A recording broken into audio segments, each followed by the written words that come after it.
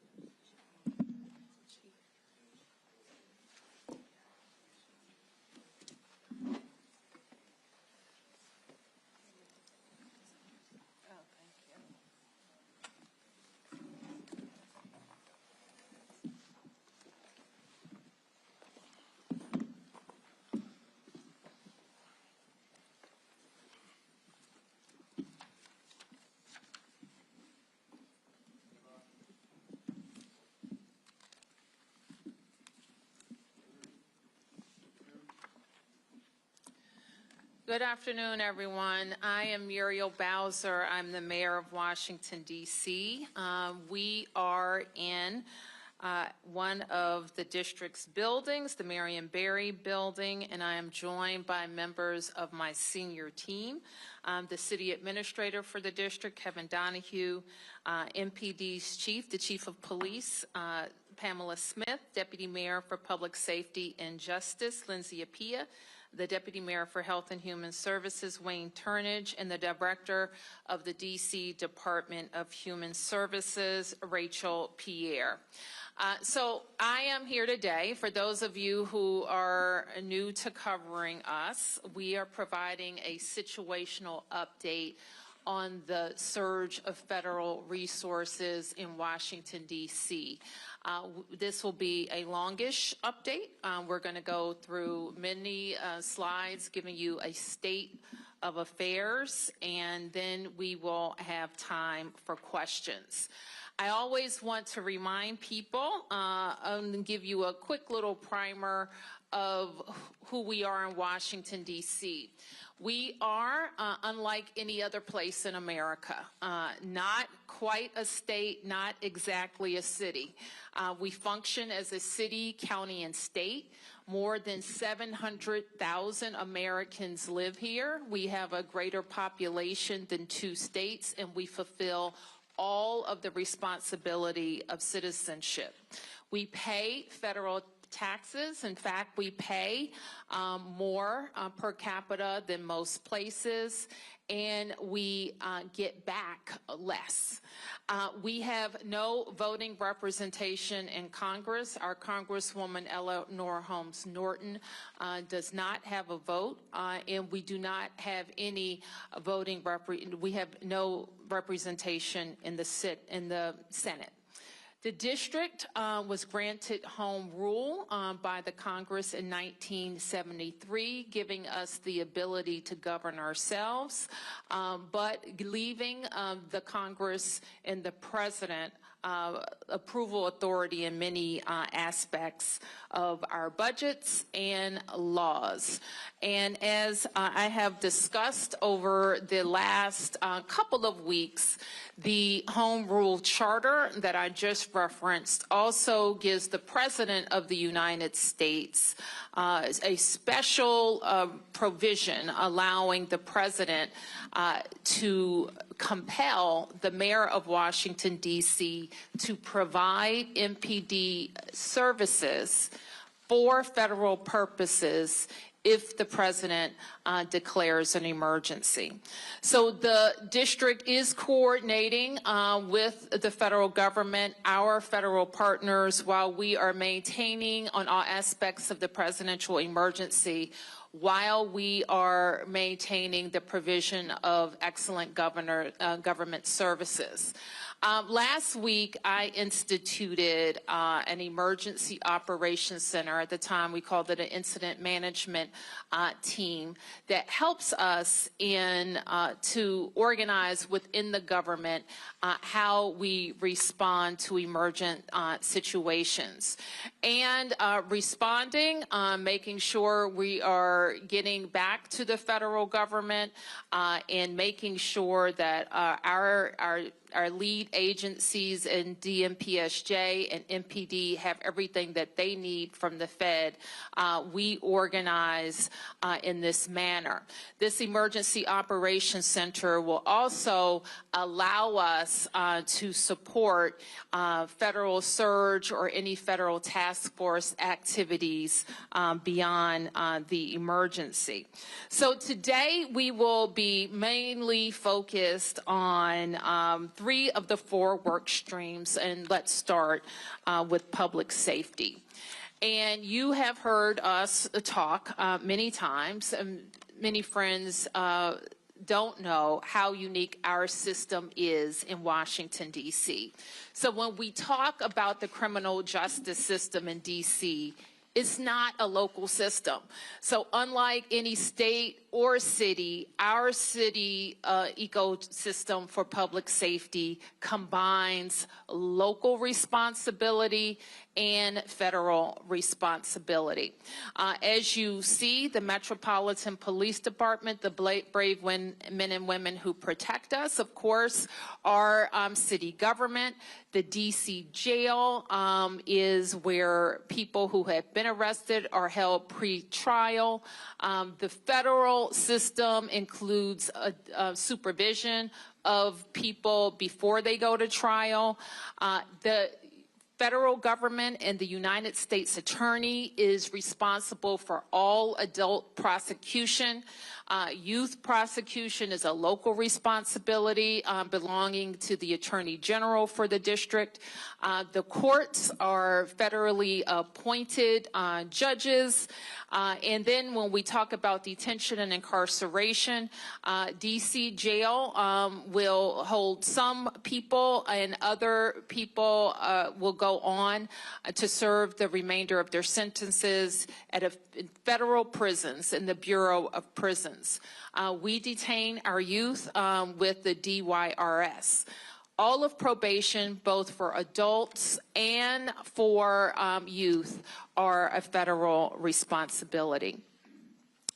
I'd like now to talk about something you've also heard me talk about, and there's been some debate in our local press about what's happening with policing in D.C. and the number of police that we have in particular. So we wanted to give you a long view about where we are with the number of police, and we can talk a little bit about where I think we need to go. And Kevin and Lindsay, if you want to jump in to talk about the trajectory of policing, police hiring.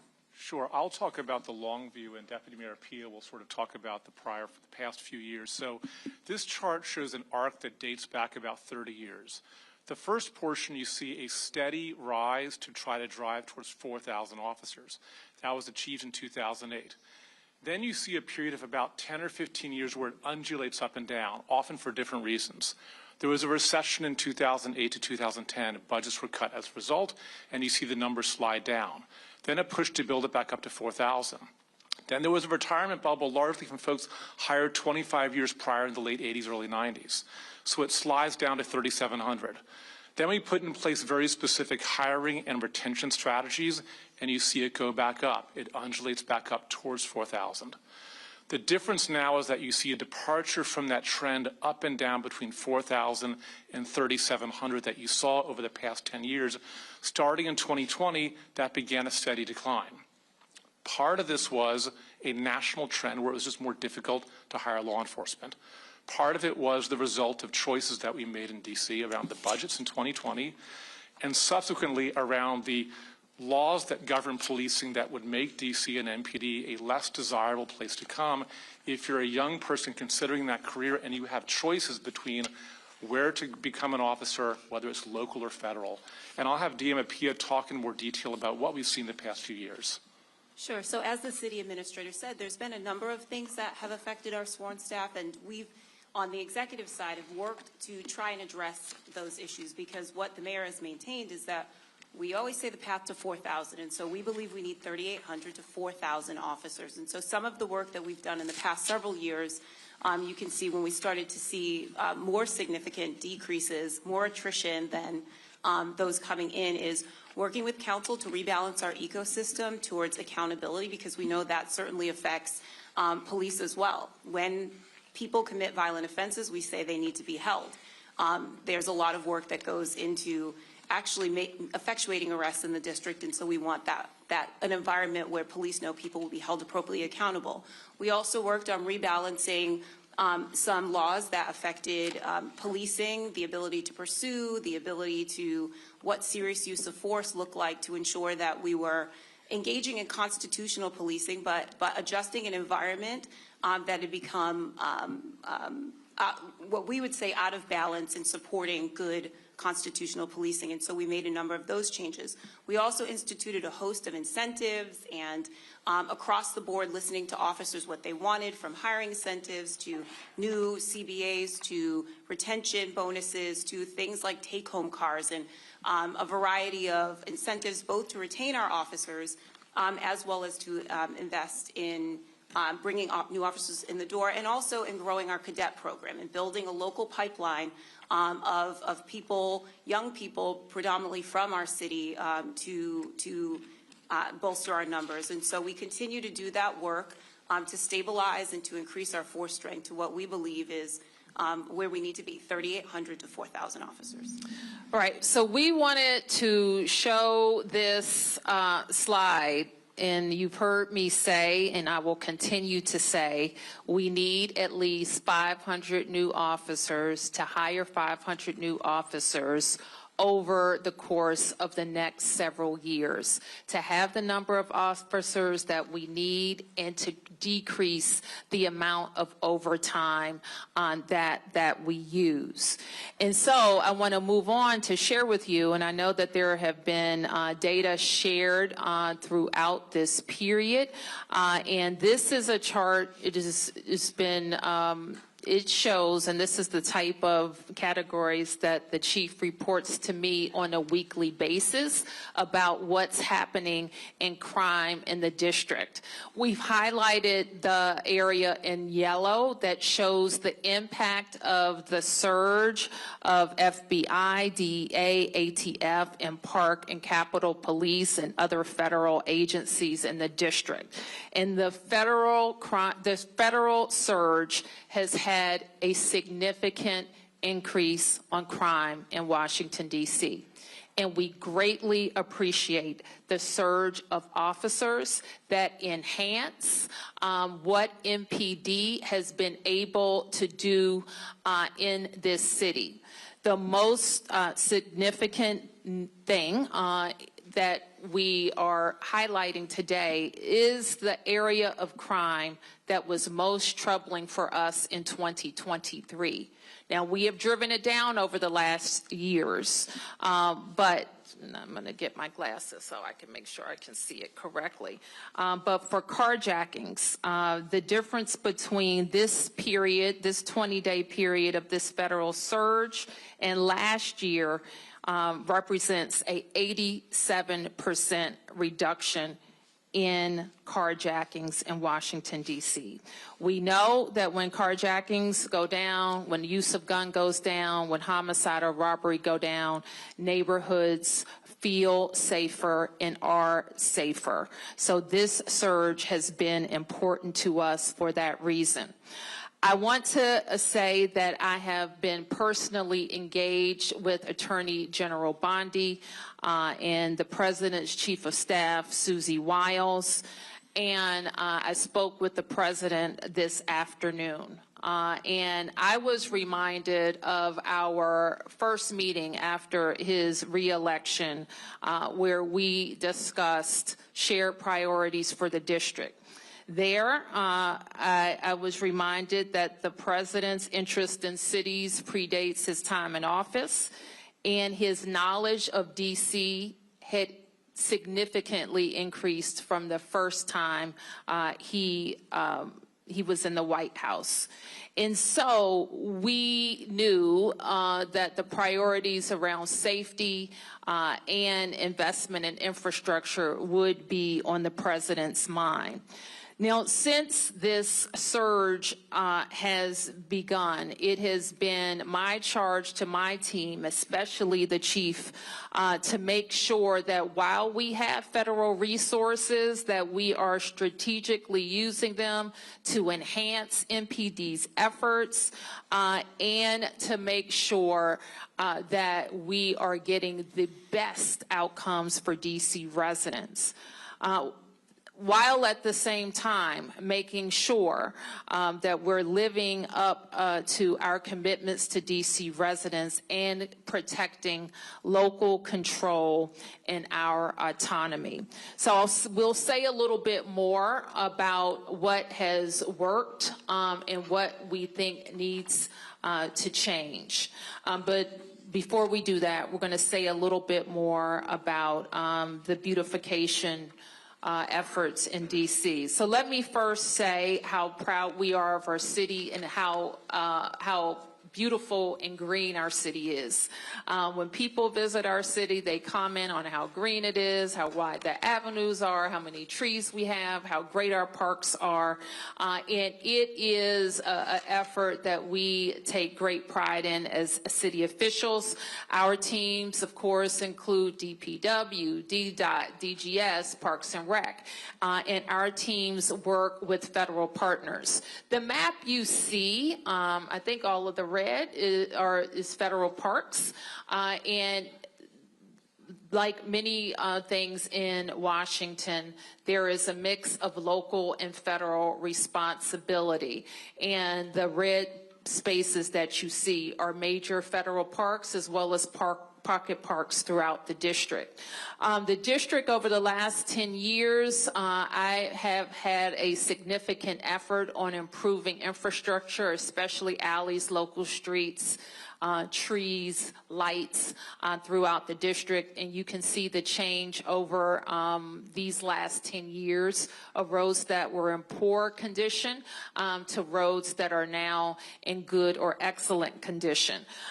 We will, though I don't know much of the details, we will be supportive of the President's $2 billion request to improve infrastructure, especially federal infrastructure in the district. So I want to move on now to talk about homelessness and our efforts to help people who are experiencing homelessness, who are in encampments, or who are on the street. I wanted to share a little data about our experience over the last couple of years. We do a point-in-time count every year. This point-in-time count showed that just over 5,000 people were experiencing homelessness in D.C. Most of those people are utilizing shelter. We achieved a decrease from 2024, which was our first major decrease in 3 years since the pandemic. We've seen an 18% decrease in family homelessness and a 4.5% decrease among single adults. Now, this sometimes people are surprised when I make this statement, but it is a fact. We have a relatively small encampment problem in D.C. It, however, is highly visible. We spent a lot of time with our outreach staff at encampment sites trying to connect residents to services. It is among the most difficult human services issues of our time. Connecting people who are frequently have very significant mental health issues to services and getting them to voluntarily accept services. So you'll note that in January 23, this was the height, we think, of our encampment proliferation with 94 locations. By 2025, that was down to 74 locations. The number of people we believe were in those encampments at the height were 294 people, down to 128 people by July of 2025. So what we're doing now, there has been, and it is also our belief that our system can accommodate everybody inside. So this week, I think Thursday or Friday, we are going to do another census count of unsheltered people in D.C. That will give us an accounting of if any tents remain, where those tents are, the number of residents living there, and the number of people who may not be in tents but are still on the street. We want to know where they are so that we can connect them to services and get them to come inside. So I just want to wrap up by talking a little bit about next steps. Firstly, in the next couple of days, I will issue a mayor's order that spells out how our Emergency Operations Center will continue to engage with the federal clean and safe and beautiful task force and ensure that task force resources continue to be strategically deployed in the district. This is what we think in just a couple of weeks of experience has worked. Having more federal law enforcement officers on the street. We think having more stops that got to illegal guns has helped. We think that there's more accountability in the system, or at least perceived accountability in the system, that is driving down illegal behavior. We know that we have had fewer gun crimes, fewer homicides, and we have experienced an extreme reduction in carjackings. What we know is not working is a break in trust between police and community, especially with new federal partners in our community. We know having masked ICE agents in the community has not worked, and National Guards from other states has not been an efficient use of those resources. What's still needed is, in the city, we're going to continue to need more police. We continue to need more prosecutors, more judges, more effective prevention programs, and we need to ensure local control. We also know what has helped us in the last 2 years drive down crime numbers. We looked at the ecosystem similar to the changes we saw in the police numbers. And we advanced legislation, the council advanced legislation, but we know there's more to do. We will continue to work with the DC Council and the Attorney General on legislative changes that will promote more accountability. We will approve the police contract to retain our force strength and look for other ways that will help us recruit and retain high-quality officers. We will offer a hiring and retention bonus to help us shore up our path to 500 new officers. And we, of course, are focused on ensuring accountability throughout our system. There are other non-law enforcement things that we will continue to focus on to promote safety, including unifying our violence intervention programs, increasing the capacity of our homeless services programs, making sure we're providing more mental health services to youth and adults, and delivering a new residential youth treatment center. Now, while this isn't a work stream of the federal task force, we include it in all of our discussions, and that's how we recharge the district's economy.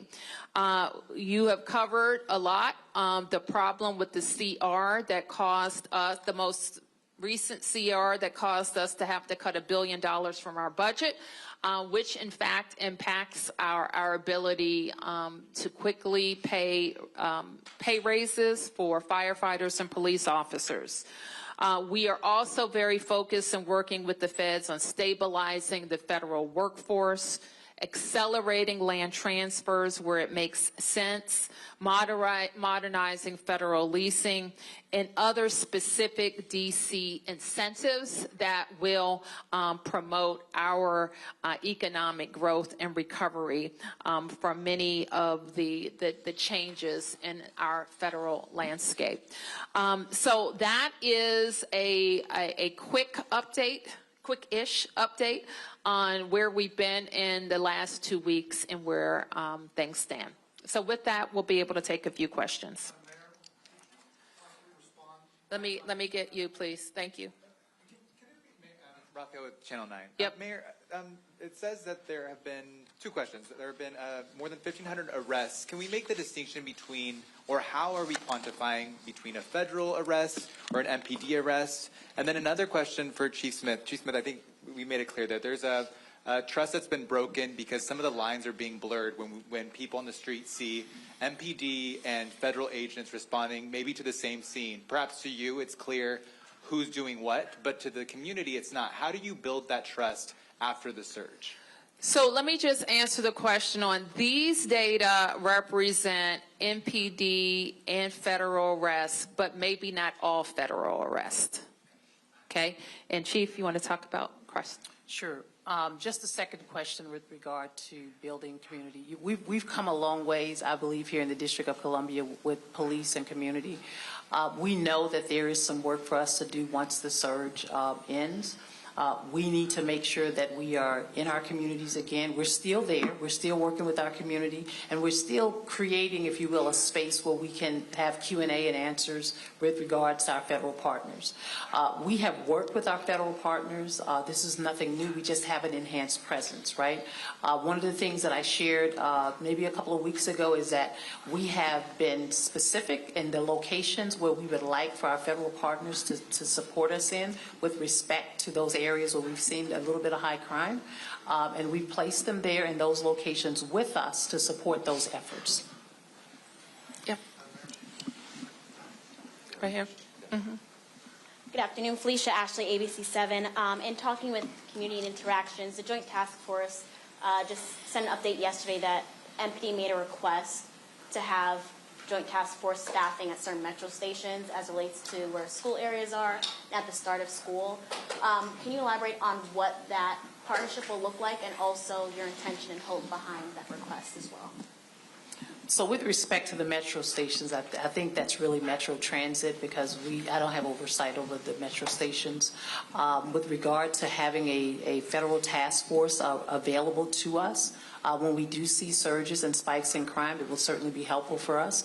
We know that our federal partners work with us when we have various operations, or some folks like to call them takedowns around the city, very complementary in that space. And the expectation is that we will continue those efforts and hopefully have the opportunity when we want to conduct different operations or different surges, we can call upon them to be able to support us. Yep. I'll get you in a second. Yep. Madam Mayor, give thanks. In your conversations with the president, what assurance did you get that he would not attempt to go beyond the 30 days? That was not something that I discussed with the president, but with the Attorney General Bondi, and we will continue to work on how our Emergency Operations Center and the Federal Task Force can work together. Yep. Earlier this week, activists were out front of the D.C. courthouse during arraignments that lasted well into the night, about 100. My understanding is a good portion of them were no-papered. I just wanted to get your thoughts around that, just seeing as though police are arresting people. Yep, that's a great question. We don't have any information around what the courts have done or what the U.S. Attorney has done. We just don't have that information available for this briefing, but I do think it's important to understand. Mayor? Yes.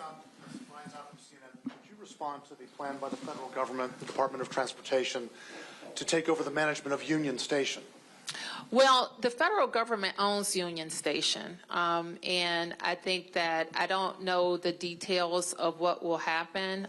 If it's just about management, that I would consider that step one.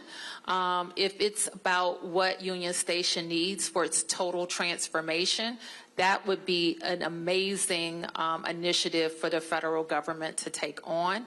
I have had a very early conversation when I visited the president during his most recent transition about Union Station and how that could represent a very significant and good investment for this region. Mayor? Yep. Hi, Tom Fitzgerald from Fox 5. We've seen some remarkable scenes from the people of Washington, D.C. over the last couple of weeks, reacting to the situation, dealing with the situation. The protest in front of the courthouse was mentioned. When you've looked around the district, what do you have to say about how the people of Washington have reacted over the last couple of weeks? I think DC residents are being, what I would expect from DC residents to be very focused on autonomy, local control, and their neighbors. So I think DC residents are very concerned about each other, and they're very concerned about their rights as Americans. So yeah, I think DC residents are defending their city, they're promoting their city, and they are giving me ideas, talking to me, and trusting my judgment. Yep. Chief Smith, Randy Bass with DC News Now. Can you speak to any kind of hesitation that we might be seeing in the community when it comes to working with not only MPD, but working with federal law enforcement, creating that community connection, and any kind of hesitation when it comes to seeking out emergency services right now? Well, what I can say, with our communities, our team is still working. We're still doing community outreach. We're still having the programs and initiatives that we typically had prior to the surge. I mean, clearly there is some hesitation, obviously, with some of our community members, which is very important to me that my team, myself, that we are educating our communities on the relationships that we have with our federal partners. Again, I'll emphasize that the relationships are not new, right? It's just an enhanced presence. And what we want to do is to make sure that we're educating our community members on how to engage with law enforcement when they come in contact with law enforcement for any reason. And we still want our community to reach out to us, right? Because like I said, MPD, the Metropolitan Police Department members are here. They're doing a fantastic job every single day in the community, and we want our communities to continue to have that trust with us when it comes to different type of activities that's going on that we need to know about. Now, if I could just add on to that, like, we don't know who's not calling, but we do know a lot of people are calling. And on that data sheet, which now I can't see, so. Yeah, so you'll notice on the data sheet it has calls for service, which in fact have increased during the surge. One of the things that we know about DC residents and visitors is that we're the 4th busiest 911 center in the country, right? While our population is not necessarily the 4th. So we encourage people to continue to call, continue to call or use 311. And that MPD continues to be our primary, this is our local police department that responds to calls for service. And so for those who feel hesitancy, although you can see a lot of people don't, those calls are quite high, that we'll continue to work with with MPD outreach, but all of our ANCs, our MOCRs, and everybody, for those who feel hesitancy, to continue to encourage engagement, because we do want people to continue to call when they need help. Let me go this way, and I'll come right over to you guys, okay? Yep. The President Trump had said in prior days that he may look at a national emergency to keep the surge going, and then recently said that he doesn't think that is necessary. Do you think this is going to end after 30 days? And if it has been successful, do you want it to end after 30 days?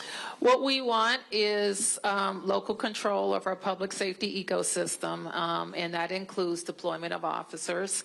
And we want federal officers that work in coordination with us, DEA, ATF, FBI, who, as the chief just mentioned, work with us on major crime issues all the time, and our officers are familiar with working with them, and they have been helpful in the field. So do you think this is going to end after 30 days? I think we're going to have officers, and we want officers. We want to enhance our officer presence.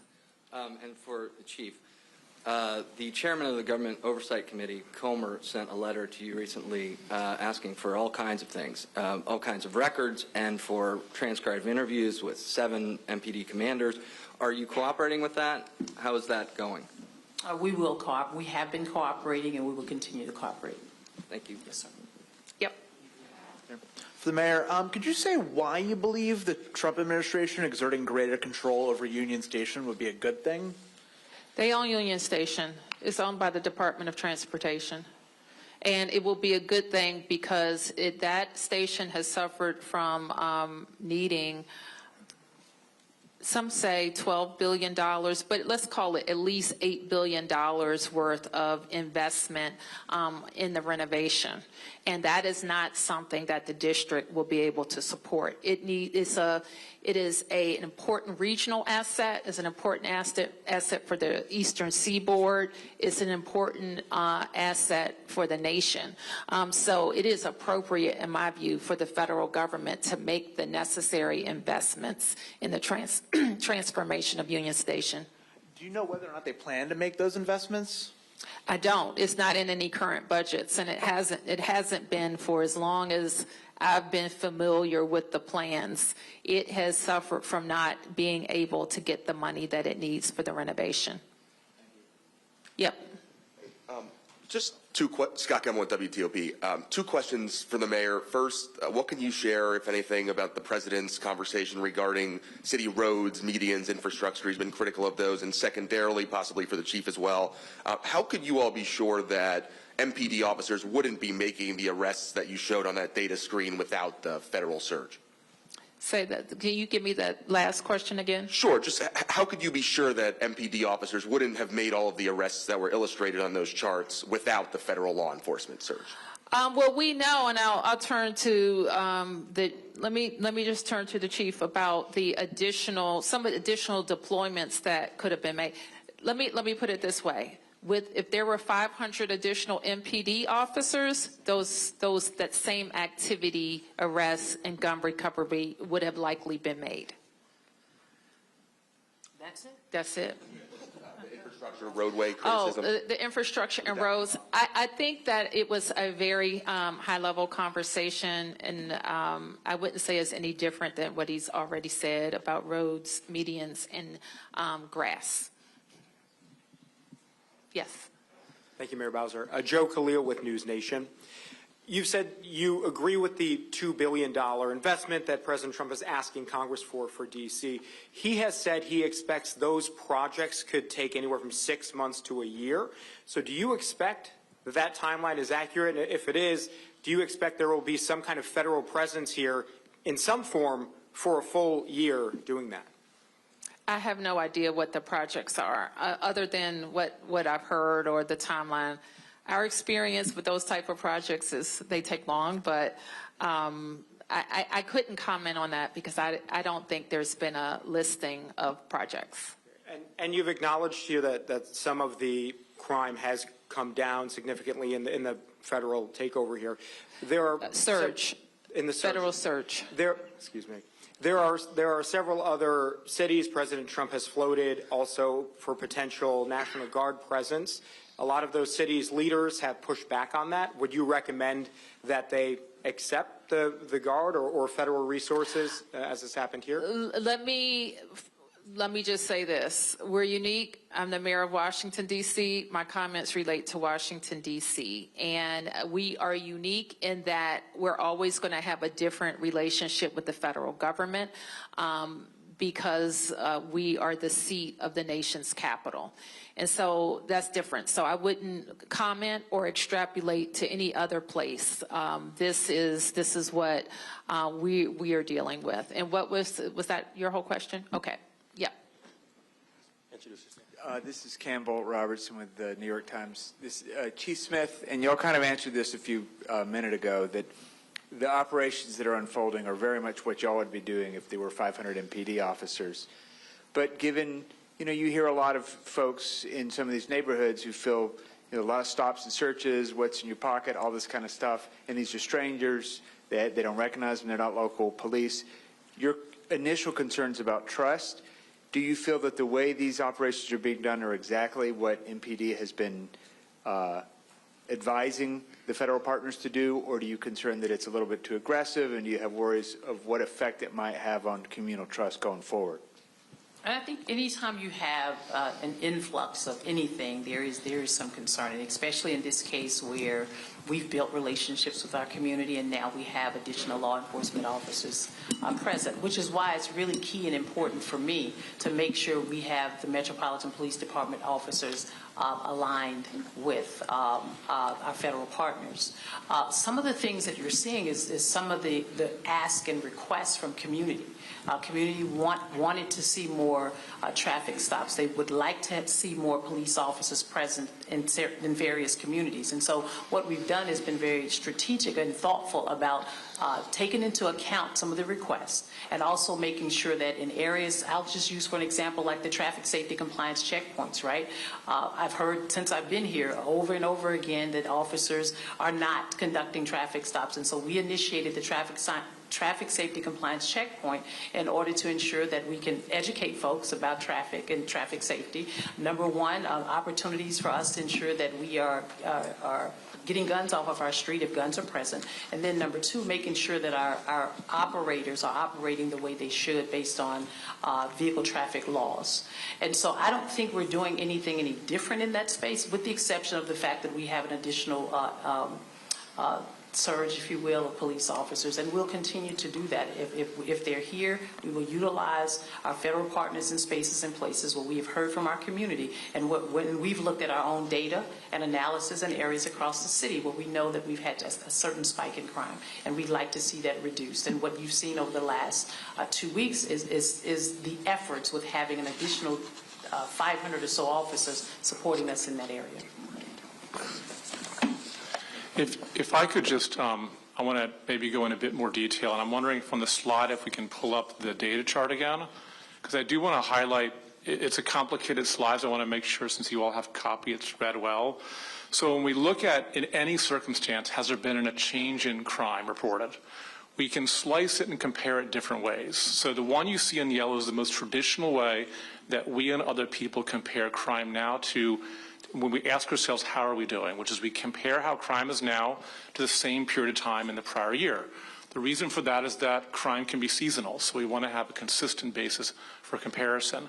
In the yellow, you see the most traditional comparison that we have, which is over the period of time in which we've had a federal surge this year, what did it look like last year? And so you see fairly precipitous declines, particularly in robbery, carjacking, and overall violent crime. If you were to go to MPD's website and look at crime cards and look at violent crimes with a gun, it'll more or less mirror the robbery, about a 60% reduction in crimes involving a gun when we look at the period of time now to the past time. But then, because of the scrutiny, said, well, what else? How else do we look at it? So if you look at to the right of the slide, you see, well, let's compare within this year. Look at the 20 days since the federal surge compared to the 20 days prior.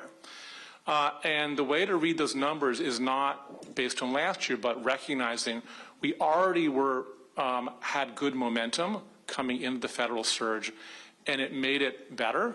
And so on the far right, and I'll just sort of look at the violent crime, the very far right was sort of the year-to-date prior to the date of the surge.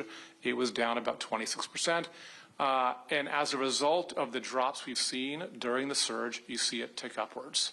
And the most significant manifestation of this we really see in carjackings, which, as the mayor said, is a crime that strikes fear in many people because you can be targeted quite randomly. And that's where we've seen the largest impact of nearly a 90% change when we look at what's happened during the past 20 days and what looked at this in the past year. So that's for the totality of that slide. Okay, who hasn't? Mark? Thanks. Mayor Bowser, I'm wondering if you could put some meat on the bones of your conversation with the president, particularly what you told him about, I mean, did you thank him as you did here? I mean, basically, this has been pretty pro-surge press conference briefing. This is pretty pro. We have seen reductions in crime. And this comes just after President Trump said, Mayor Bowser better get her act straight or she won't be mayor for long. So I'm wondering if this is in response to that, what you said to the president, what he said to you, did you push back at all? Because while, yes, the numbers are down, when we look at what's happening in the streets, there are a lot of neighbors who are really upset and not happy about seeing masked federal agents. You didn't say anything about the detentions of ICE, what's happening with those people, if you're doing any tracking, if you're doing any. So I'm just wondering about that conversation, and if you gave any pushback to the president about the intrusion on home rule and what he told you as to what to expect in the future. Mark, let me say we had a what I would call a courtesy meeting with the president. I had following a substantive meeting with the Attorney General, who is his designee on this issue, along with the Chief of Staff. And I'm not going to talk about the details of that conversation. You have seen what I have laid out in terms of our concerns, and you have seen what I have laid out in terms of the benefits. And that is the huge number of federal law enforcement, not National Guard, federal law enforcement, that have enhanced NPD's deployment capacity. Did you push back about the masks at all with either the Attorney General or the President about these law enforcement agents not wearing name tags? Mark, I'm concerned about masks. And so while I'm not going to give you like a rundown of every word that was said in the meeting, you can be assured that the things that we are very concerned about, we are working on a resolution for. And what about the ICE detentions? You haven't said much about those at all. Do you have any numbers on that, on how many people have been detained? And are you tracking who those people are, what's happening to those people? We do not have any information on anybody who was detained by ICE, as far as I know. And I am concerned for sure because we think anything that we do and anything that we're going to ask the federal partners to do is focused on violent crime. Mayor, about the economic impact of those ICE I'm sorry, I don't know who's speaking. Okay. Okay. About the economic impact of those ICE detentions within covering families who are losing their homes, they are losing their jobs due to the fear, due to the immigration enforcement. What can you tell us? And what can you tell the Hispanic community and the immigrant community? Well, I'm devastated by people living in fear. I think you know very clearly how I feel about our nation needing comprehensive immigration reform, about the Congress establishing a pathway to citizenship for hardworking people who came to this country for a better life and who are not criminals, who are law-abiding. And I think when that question is finally answered, that's the only way to deal with this fear, or to deal with these agencies going after law-abiding people. Yep. Yep. Thank you. Olivia George with the Washington Post. Two questions. First, for the mayor. Under the Home Rule Act, what specific requests have been made for MPD services by the federal government, and how have those requests been communicated? Oh, we wouldn't be able to enumerate them here, but we do have a way of kind of centralizing requests. And one for Chief Smith, related to what was just asked. In what capacity is MPD assisting ICE with immigration enforcement? Based on the President's executive order, we are supporting the ask of the Metropolitan Police Department to support our federal partners in this effort. Yep. Mayor, thank you. Josh Chapin to Channel 7. Unfortunately, we saw a murder this week. I know there were some people in the federal government that were counting days without homicide. It doesn't matter. Unfortunately, someone was taken. I'm just wondering, and maybe this is a better question for Chief Smith, but more officers going in, whether it's MPD officers or federal troops going into a place like Southeast or places where we've seen violence in recent weeks. Is that on the docket? Is that on the agenda to put more officers there? Well, talk about deployment, Chief. Yes, we do have officers deployed in all of our areas and within all 7 districts. The plan initially was to ensure that we looked at various locations around our city where we were seeing a spike in crime. And so you mentioned Southeast. We have officers assigned in Southeast within all of our districts as well. Is the National Guard, is it worth the National Guard going in there or directing them there? I don't know how that's even communicated. I don't know anything about how the National Guard is being deployed with respect to that. Okay, we'll be able to take it. Did you get one? Oh, okay, Martin. Hey, Mayor, how are you? Chief, I just wanted to go back to something you said about things that residents were asking for that their MPD is now doing, like traffic stops. But what we're hearing is that traffic stop, no resident said we want a traffic stop followed by a guy asking you for your papers. So how do you balance what you say is a proper use of a strategic use of MPD resources and what people are perceiving as things that are infringing upon their rights in a pretty dramatic way, specifically targeting a community that is now telling us that they don't want to call MPD because they're afraid that if they call MPD, ICE is coming with them. And I do understand the concerns. I've had many conversations with many residents here in the city and community members.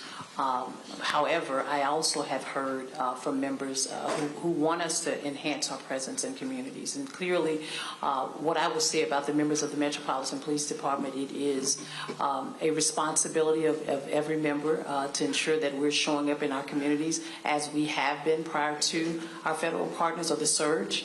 And the expectation is that they will continue to do that.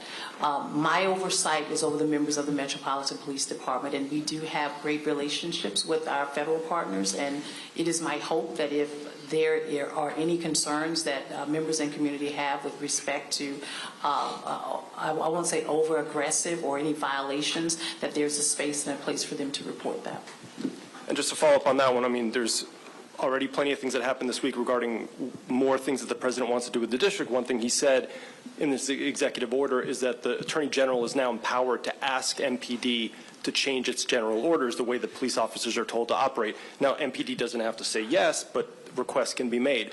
When would you push back? Mayor Bowser, when would you push back, and what type of request would you push back on? Would you What if the Attorney General said, listen, I want you to loosen standards on uses of force. I want you to allow more pursuits using vehicles. I want to get rid of body cameras. Like, how far is too far? I think all of those things you mentioned seem kind of too far, but that hasn't happened. Nothing has happened in that regard. The requests have to be made to me, and I would work with MPD on reviewing of requests. Yes.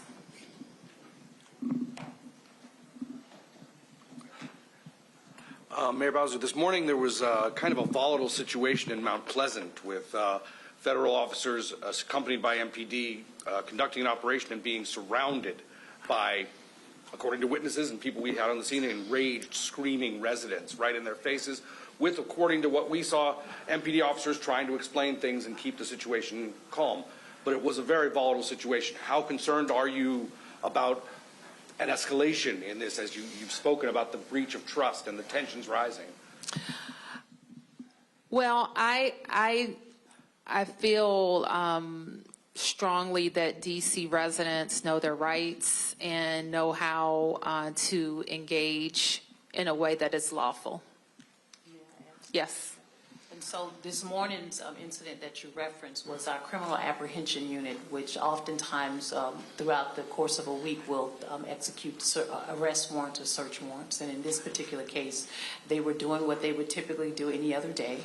And while they were there, we had about a significant number of protesters to come out in the neighborhood. We were able to maintain calm. The numbers decreased. I think when I say numbers, the numbers of protesters decreased, and we were able to affect the efforts that we were intended to affect during that time period. Okay, yes, I'm going to take a couple more. 1, 2, 3, 4. 1, 2, 3, 4. Okay, 5. All right.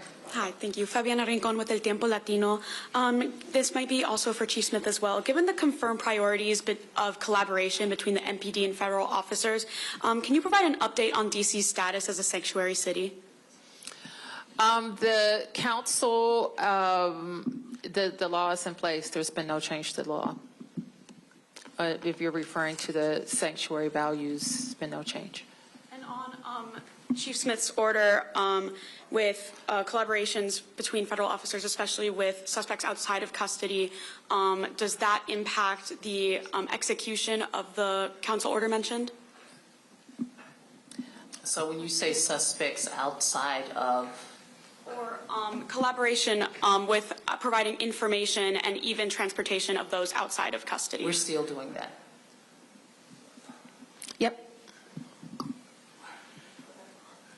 Mayor, the D.C. Police Union supports this federal surge. They have been relentless in saying that the police force will be in a free fall, their word, until the Police Reform Act is repealed by the D.C. City Council. They believe that police officers don't want to come work here because of what the council did. What's your opinion on that? We're looking at a number of pieces of legislation to see what should be tweaked or replaced. And I am committed to working with the council if they are interested to make any changes. Yep. Madam Mayor and Chief Smith, if you could possibly both answer this. What is your response to the House Oversight Committee now investigating the alleged manipulation of D.C. crime statistics? Do you have an opinion on them doing that and why they're doing it? And can you tell us the status of your own investigation into that?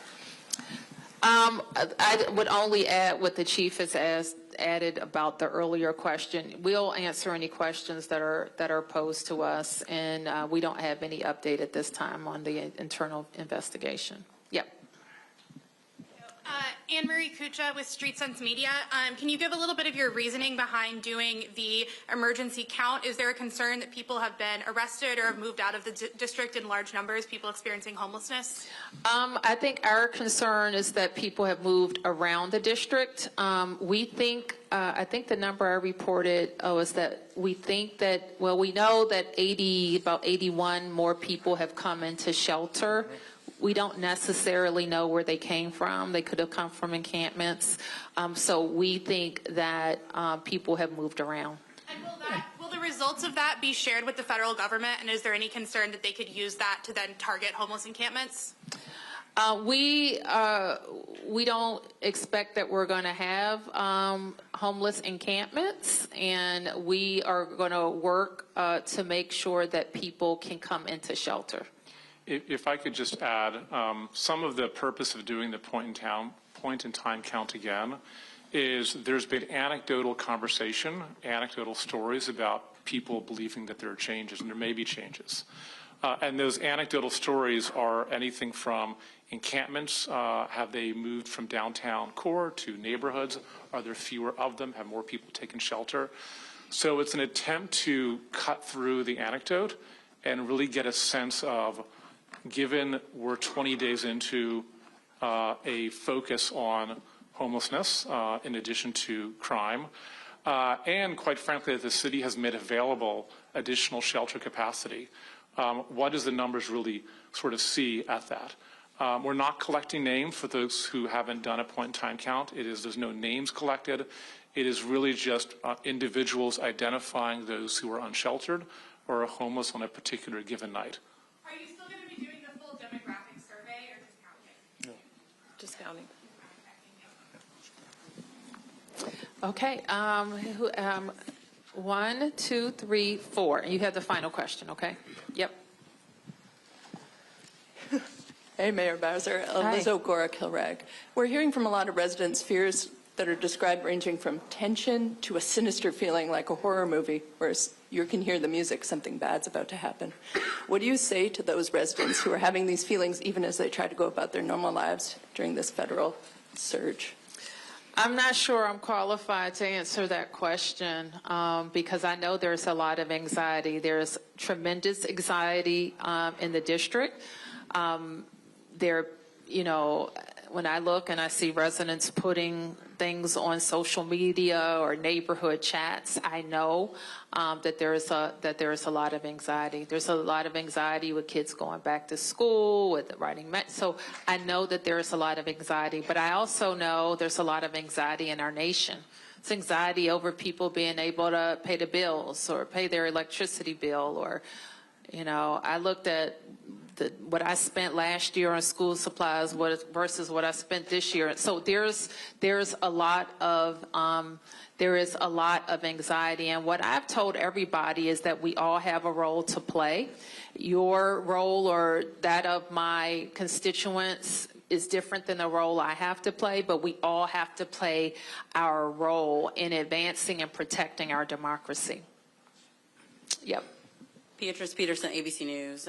Mayor Bowser, I was wondering if you could talk a little bit about an estimate about how much this federal surge is costing.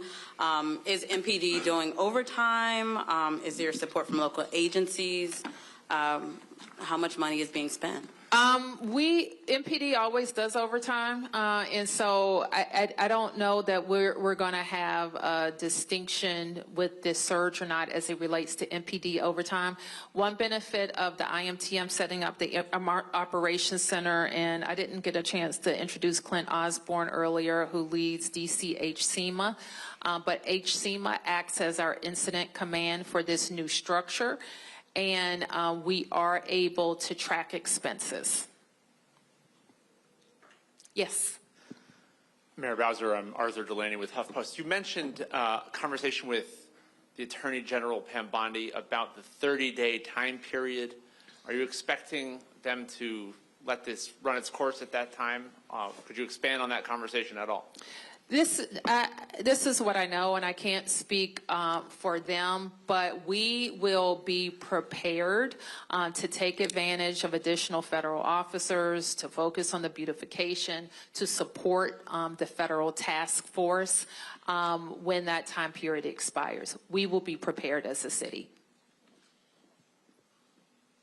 Mayor, nice to meet you. My name is Carlos, Univision. Hi, Carlos. What is your message to nervous Hispanic workers?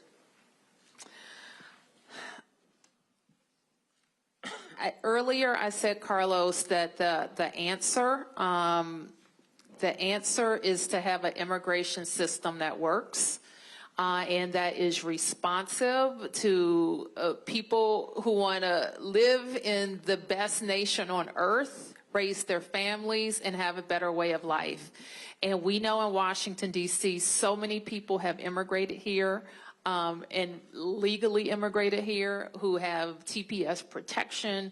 And whether you have documents or you're undocumented, you are like almost, you feel like you're being caught up in a dragnet. And that is horrible.